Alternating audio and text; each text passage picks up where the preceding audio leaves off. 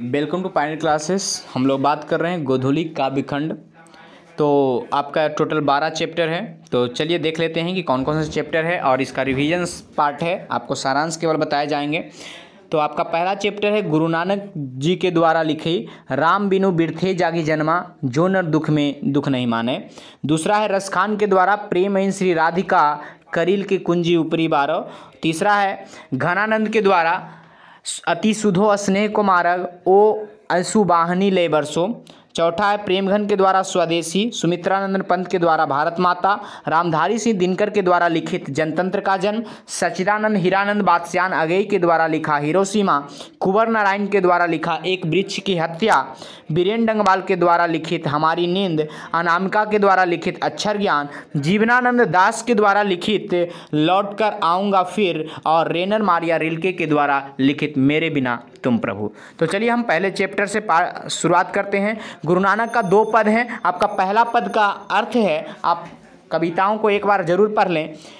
गुरु नानक पहले पद में कहते हैं कि यदि हमने राम का नाम न लिया तो हमारा जन्म व्यर्थ है। बिना राम नाम के हम केवल विष खाते हैं और हमारी वाणी भी विष के समान होती है। राम नाम के बिना जीवन निष्फल है, इसके बिना मति भ्रमित रहती है। गुरु के शब्द सीख के बिना प्राणी की मुक्ति संभव नहीं है। राम नाम के बिना वह उलझ कर मर जाएगा। व्यक्ति दंड, कमंडल, शिक्षा, जनेऊ, तीर्थ, गमन आदि में भटकता रहता है, किंतु राम का नाम के बिना उसे शांति नहीं मिलती है। जो हरि का नाम लेते हैं वे ही इस संसार को पार कर सकते हैं। जटा धारण करना, शरीर पर भस्म लगाना, वस्त्र छोड़ देना आदि सब व्यर्थ है। इस संसार में जल, थल अथवा आकाश में जितने भी जीव हैं सभी उन्हीं की कृपा से जीवित है। नानक कहते हैं कि उन्होंने हरि रस अर्थात ईश्वर की भक्ति का सम्मान पूर्ण रूप से कर लिए हैं। तो इस पद से आपका जो प्रश्न उठता है वो उठता है कि कभी किसके बिना जगत में जन्म व्यर्थ मानते हैं? तो राम नाम के बिना। वाणी कब विष के समान हो जाती है? तो राम नाम के बिना। आगे है दोस्तों कि नाम कीर्तन के आगे कभी किन कर्मों को, तो चाहे आप कमंडल लीजिए, भस्म लगाइए, वस्त्र छोड़ दीजिए, ये सारे कर्मकांड क्या हैं? व्यर्थ हैं। हरि रस से कवि का अभिप्राय क्या है? तो ये मानते हैं कि प्रभु का नाम लेना, प्रभु का गुणगान करना ही सच्ची भक्ति है। गुरु नानक के दूसरे पद में कहा गया है कि नानक कहते हैं कि जो मनुष्य दुख में दुख नहीं होता, जो सुख स्नेह और भय से प्रभावित नहीं होता, जो सोना को मिट्टी समझता है, जो निंदा और प्रशंसा को समान भाव से लेता है, जिसे न लोभ हो न मोह हो और न ही अभिमान, हर्ष शोक और मान अपमान से जो परे हो, जिसने सांसारिक इच्छाओं को अपने मन से त्याग दिया हो, जिसके भीतर न काम उत्पन्न हो और न ही क्रोध, उसी शरीर में ब्रह्मा का निवास है, ईश्वर का निवास है। गुरु की कृपा जिन पर होती है वे ही इस युक्ति की पहचान सकते हैं। नानक कहते हैं कि वे गोविंद में इस तरह लीन हैं, इस तरह अभिन्न हैं जैसे पानी में पानी मिला हो।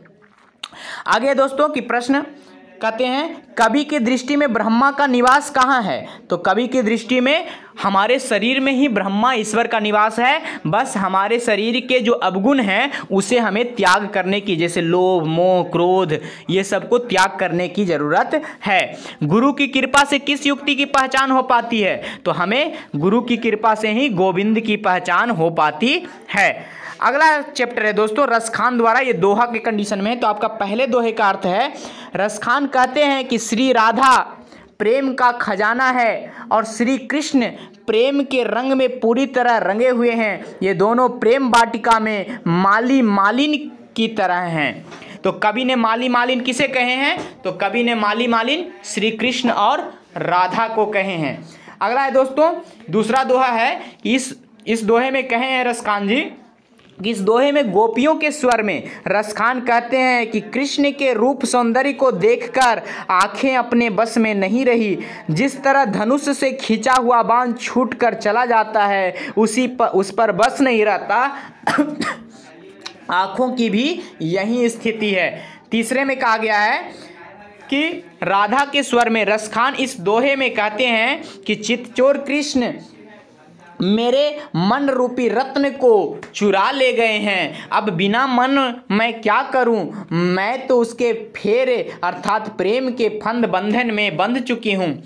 अगले में तो कृष्ण को चोर क्यों कहा गया है, क्योंकि उन्होंने राधा के मन को चुरा लिए हैं। आगे अगला, राधा के स्वर में रस खान कहते हैं चौथे दोहे में कि राधा के स्वर में रस खान कहते हैं कि जिस दिन प्रिय कृष्ण से आंखें लगी है, मेरे मन में चित्तचोर कृष्ण बस गए हैं और मैं पलकों की ओट भी नहीं कर सकी हूँ।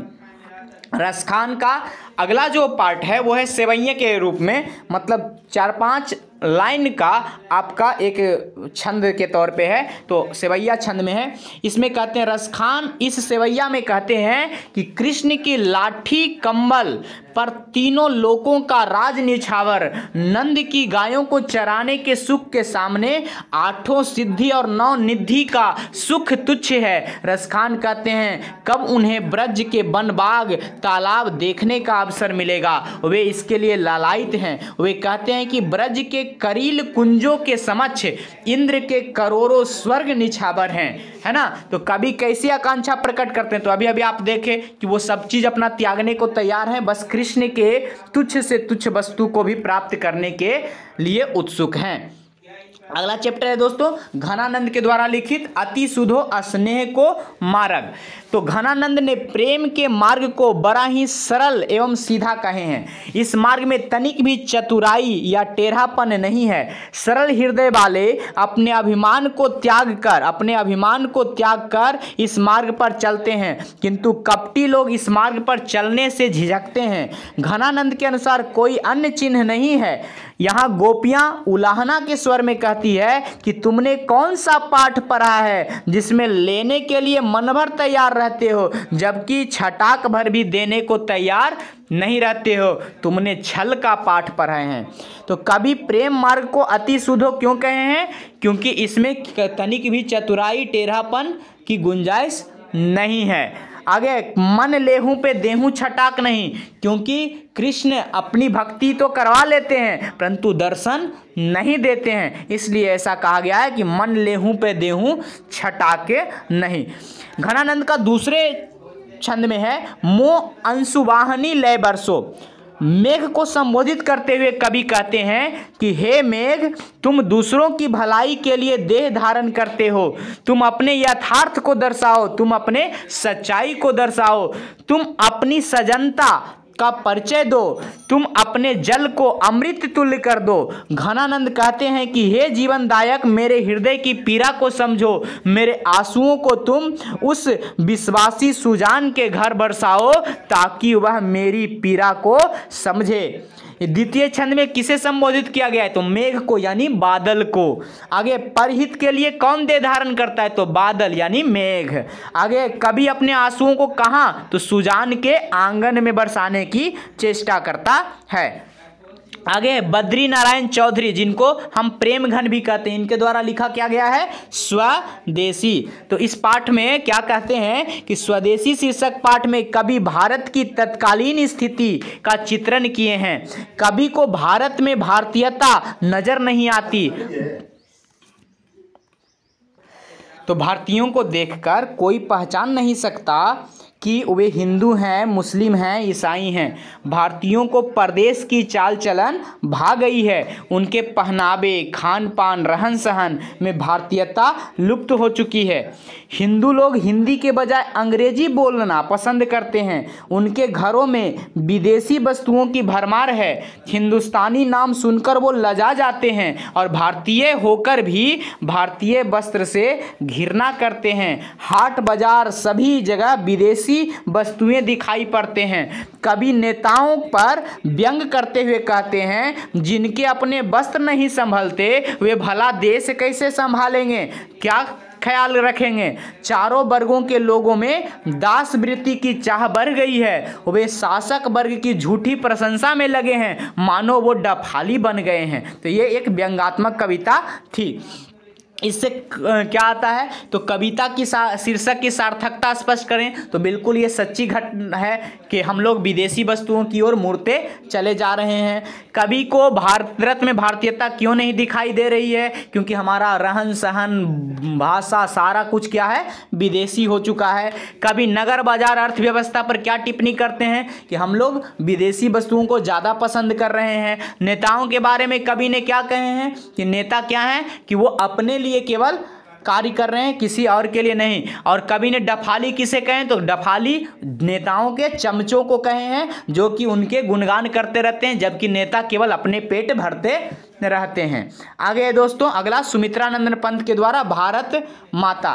तो इस कविता में कवि ने कहा कि भारत माता गांव में निवास करती है, गरीब भी ने उसे चेतनाहीन बना दिया है, वह अपने ही घर में प्रवासिनी बन चुकी है गई है। भारत माता की संतान अर्धनग्न, भूखी, अशिक्षित एवं मूर्ख है। गंगा यमुना रूपी दोनों आंखों से आंसू भरे हैं। गीता प्रकाशनी भारत, मतलब गीता जैसा ग्रंथ लिखने वाला भारत माता का तपस्या सफल हुई है, उसने भारतीयों के विकास की राह दिखलाई है। जग जननी भारत माता के जीवन को विकसित करने के लिए प्रेरक शक्ति दे। भारत माता अपने ही घर में प्रवासिनी क्यों हो गई है, क्योंकि लोग यहाँ के संतान क्या हैं, वो अर्धनग्न, भूखे और अशिक्षित हैं। कविता में भारतवासियों का कैसा चित्रण, तो बहुत ही दुख या दर्दनाक चित्रण किया गया है। आगे दोस्तों रामधारी सिंह दिनकर द्वारा जनतंत्र का जन्म, इसका सारांश देखते हैं। तो रामधारी सिंह दिनकर की प्रसिद्ध कविता जनतंत्र का जन्म, जिसमें कवि ने सदियों की पराधीनता के बाद प्राप्त स्वतंत्रता का वर्णन किए हैं। कवि के अनुसार शोषण उत्पीड़न की परंपरा खत्म हो चली है और अब जनता का शासन आने वाला है। समय के रथ के पहिए की घर घर नाद से संपूर्ण परिवेश आंदोलनमय हो गया है। ऐसा लगता है अब जनता शीघ्र ही सिंहासन रूढ़ होने वाली है। पहले की जनता शोषित, पीड़ित, बिल्कुल मिट्टी की अबोध मूर्त की तरह थी, लेकिन अब समय बदल गया है। सिंहासन की वास्तविक हकदार जनता है। जनता ने वर्षों से भारत में फैले घनीभूत अंधकार को अपने अपूर्व तेजस्विता से दहकाते हुए से समाप्त कर दिया है। जनता के इन तेजस्वी सपनों युग युग से पूंजीपति घोर अंधकार को छिन्न भिन्न कर दिया है। भारतवर्ष का जनतंत्र 33 करोड़ भारतवासियों से समन्वित है। चूंकि उस वक्त भारत की जनसंख्या 33 करोड़ थी जिस वक्त ये कविता लिखा गया था, वह विशाल और विराट है। कवि उन 33 करोड़ जनता के सिर पर मुकुट धारण करने की बात करता है ताकि वे आत्मनिर्भर, प्रसन्नचित्त, स्वाधीन बन सके। कवि की दृष्टि में आज के देवता मंदिर या देवालय में नहीं मिल सकते, बल्कि वे खेतों और खलिहानों में ही मिल सकेंगे। यानी यहाँ के जो मेहनतकश मजदूर और किसान हैं वहीं सही अर्थों में आज के देवता हैं। अतः समय के रथ का घर घर नाद अब चारों ओर सुनाई पड़ने लगी है। अब जनता शासन करने हेतु आगे बढ़ रही है। अब सिंहासन खाली करना होगा, क्योंकि अब लोकतंत्र का जन्म होने वाला है। इस चैप्टर से जो प्रश्न आते हैं वो है कि कवि की दृष्टि में समय के रथ का घर घर नाद क्या है, तो वो है लोकतंत्र की स्थापना करना। कविता के आरंभ में कवि भारतीय जनता का वर्णन किस रूप में किए हैं, तो वो किए हैं शोषित के रूप में, शोषित जनता के रूप में। कवि जनतंत्र के स्वप्न को किस तरह चित्र खींचता है, तो बहुत ही विशाल चित्र और प्रसन्नचित करने वाला चित्र खींचता है। कवि विराट जनतंत्र का स्वप्न क्या है, तो विराट जनतंत्र मतलब 33 करोड़ का लोकतंत्र। आगे कवि किनके सिर पर मुकुट धरने की बात करता है, तो कवि किसान, मजदूर, मेहनतकश लोगों के सिर पर मुकुट धरने की बात करते हैं। कवि की दृष्टि में आज के देवता कौन है, तो कवि की दृष्टि में आज के देवता किसान और मजदूर हैं। सच्चिदानंद हीरानंद बादशाह आगे द्वारा लिखित हिरोशिमा कविता में इस कविता में कहा गया है कि इस कविता में आगे जी ने द्वितीय विश्व युद्ध में 6 अगस्त 1945 को अमेरिका के बम वर्षक विमान द्वारा जापान के हिरोशिमा नगर पर बम गिराए जाने का तथा उगते हुए सूरज का देश कहलाने वाला जापान के विनिष्ट हो जाने का वर्णन किया गया है। कितनी लाशें बिछी, कितने लोग भाप बनकर उड़ गए। हिरोशिमा में कभी मानवों का निवास था, उसकी साक्षी जली हुई मानव की छाया है। मानव द्वारा रचित सूरज कुछ नहीं, अनुपम है। मानव की रचनात्मक शक्ति के दुरुपयोग के परिणाम आज हमारे सामने हैं। कवि यह स्पष्ट करना चाहता है कि आधुनिक सभ्यता की यह सोच हमें विनाश की ओर लेके जा रही है। इस चैप्टर से जो प्रश्न आते हैं वो आता है, हिरोशिमा कविता में कवि ने किसे सूरज का उल्लेख किया है? तो ये अणुबम वाला सूरज की, मानव द्वारा बनाए गए सूरज की उल्लेख किए हैं। हिरोशिमा में मनुष्य की साक्षी रूप में क्या है? तो मनुष्य का जो विनाशात्मक रूप है, रचनात्मक रूप है, उसी को दिखाया गया है। कुंवर नारायण द्वारा लिखित एक वृक्ष की हत्या, तो यह कविता पर्यावरण और मानव सभ्यता के विनाश की अंतःव्यथा है, अंदर की कहानी है तथा पर्यावरण की चिंता से जुड़ी है। कवि जब भी बाहर से आते हैं तो उन्हें बाहर खड़ा बूढ़ा वृक्ष एक पहरेदार सा लगता है और उनसे दूर से ही पूछता है कौन, और कभी उसे दोस्त कहकर संबोधित करते हैं और वे कुछ देर उसकी छाव में बैठते हैं। पर कुछ स्वार्थी लोग उस वृक्ष को काटकर उसकी बलि चढ़ा देते हैं। वृक्ष की हत्या के बाद कवि को आशंका होती है कि लुटेरे कहीं उसके घर को, शहर, देश को न लूट ले। कवि कहता है कि यदि हमें हवा को धुआं होने से, खाने को जहर होने से और जंगल को मरुस्थल होने से बचाना है तो वृक्षों की कटाई रोकना पड़ेगा, पर्यावरण को बचाना पड़ेगा, क्योंकि यह हमारा रक्षक है। तो कहा गया है दोस्तों, इससे प्रश्न पूछा जाता है, कवि को बूढ़ा चौकीदार क्यों लगता है? कवि को बूढ़ा वृक्ष चौकीदार क्यों लगता है? क्योंकि ये हमारे जीवन की रक्षा करता है। वृक्ष और कवि में क्या संवाद होता है? तो वो दोस्त कह के संवाद चलता है। घर, शहर, देश के बाद कवि किन चीज़ों को बचाने की बात करते हैं? तो कवि अपने आप को बचाने, जंगल को बचाने की बात करते हैं, खाने को बचाने की बात करते हैं। ठीक है दोस्तों, आगे है बीरेन डंगवाल द्वारा हमारी नींद। इसमें क्या कहा गया है तो चलिए देखते हैं। कवि इस कविता में बताता है कि रात भर की नींद में कई परिवर्तन होते हैं। रात में हम आराम से सोते हैं, लेकिन उसी रात भर में पेड़ पौधे कुछ इंच बढ़ जाते हैं, बीज अंकुरित हो जाता है। उसी रात भर में मक्खी भी जन्म लेती है और मर भी जाती है। नींद में सृजनरत संसार अपना काम अनवरत जारी रखते हैं, लेकिन हमें पता नहीं चलता।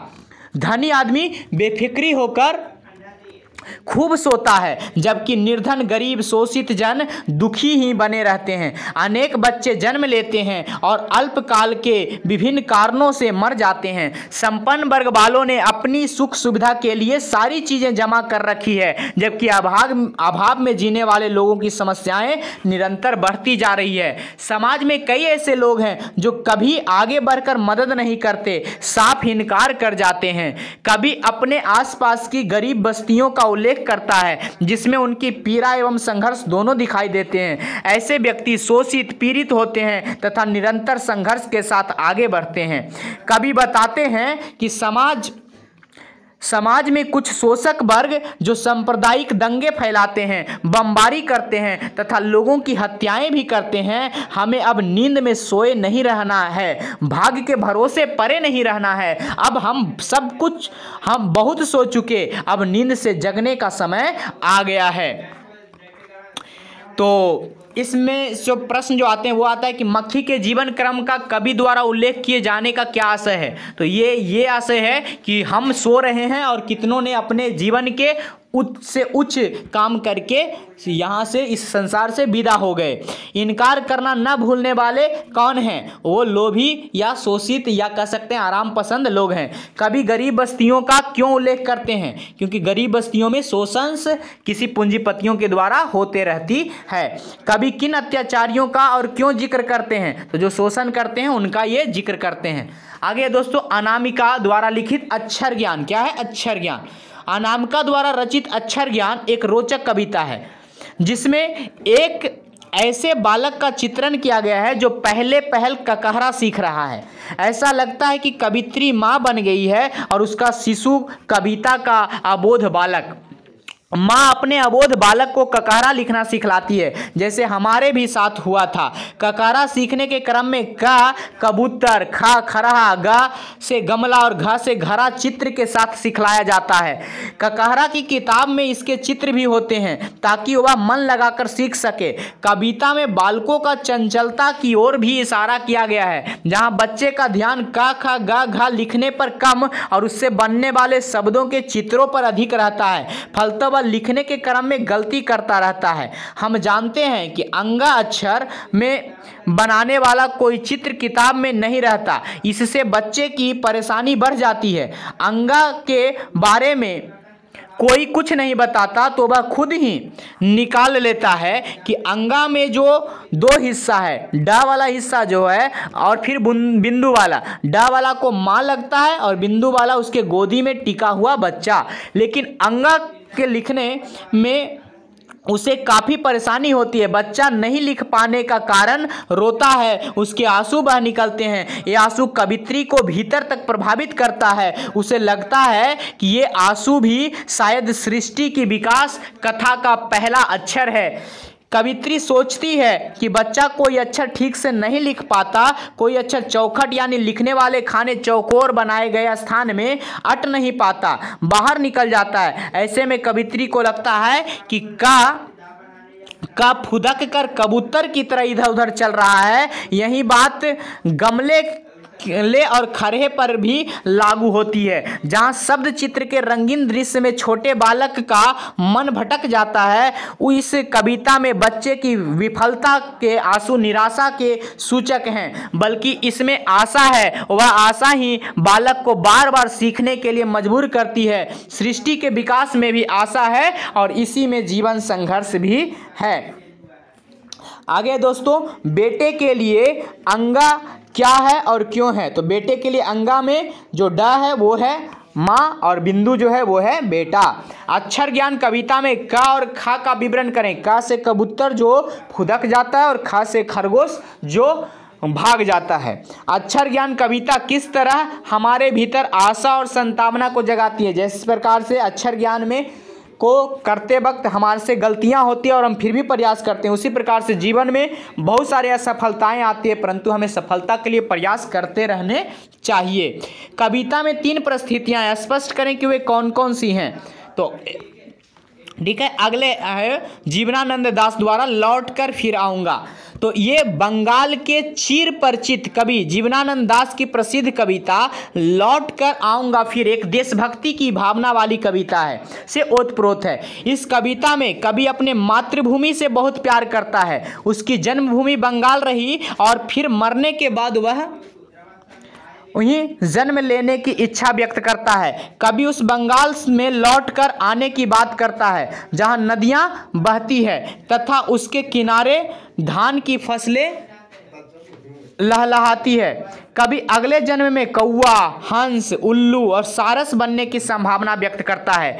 कभी मानता है कि मरते समय आदमी जो कुछ सोचता है वह बन जाता है, इसलिए कभी यही सोचता है कि मैं छोटी चिड़िया बनूं, अबाबिल कहा जाता है, तथा जो खंडहरों में अपना घोंसला बनाया करती है। कभी चाहता है कि मैं बिल्कुल उसी रूप में सर्वत्र भ्रमण करूं। यहाँ पे 2 प्रश्न आते हैं आपका। पहला प्रश्न है कि कभी किस तरह से बंगाल में एक दिन फिर लौटकर आने की बात करता है। तो वो पक्षियाँ बन के आने की बात करता है। पूरा कविता पढ़े होंगे तो उसमें आपको दिखा होगा। कभी अगले जन्म में क्या बनने की बात करते हैं। दोनों प्रश्न लगभग एक ही हैं। सबसे आखिरी चैप्टर है आपका रेनर मारिए रिल्के द्वारा लिखा मेरे बिना तुम प्रभु। प्रस्तुत कविता में मेरे बिना तुम प्रभु एक रहस्यवादी कविता है, जिसमें एक भक्त कहता है मैं हूँ इसलिए आप हैं, मैं न रहूँगा तो आपकी सत्ता नहीं रहेगी। भक्त ही प्रभु के सुख देता है। यह कविता कवि द्वारा अपने प्रभु को संबोधित है। इसमें कवि का कथन है कि आप मुझ में निवास करते हैं। कवि अपनी बात आगे बढ़ाता है कि बिना भक्त के भगवान भी एकाकी है और निरुपाय हो जाएगा। भक्त भगवान का बेटा है, उसकी वृत्ति है, भक्त के बिना भगवान गृहहीन हो जाएगा, अकेले थकेले पड़ जाएगा। भक्त की प्रभु को स्वागत करता है, भगवान भी अपने भक्तों पर अपनी कृपा दृष्टि बरसाकर अत्यंत सुख शांति का अनुभव करता है। भक्त नहीं रहेंगे तो भगवान को भी सुख कहां से नसीब होगा। इस कविता में कवि ने भक्त और भगवान को एक दूसरे का पूरक माना है। कवि की दृष्टि में भक्त के लिए भगवान का होना जरूरी है और भगवान के लिए भक्त का होना भी परम आवश्यक है। यह कोई कवि की कल्पना कर सकता है, कवि ही कल्पना कर सकता है कि भक्त के बिना उसके चरण चल नहीं सकते। भगवान को जीवित रखने के लिए भक्त की भक्ति ही काम आती है ताकि उनका अस्तित्व बना रहे।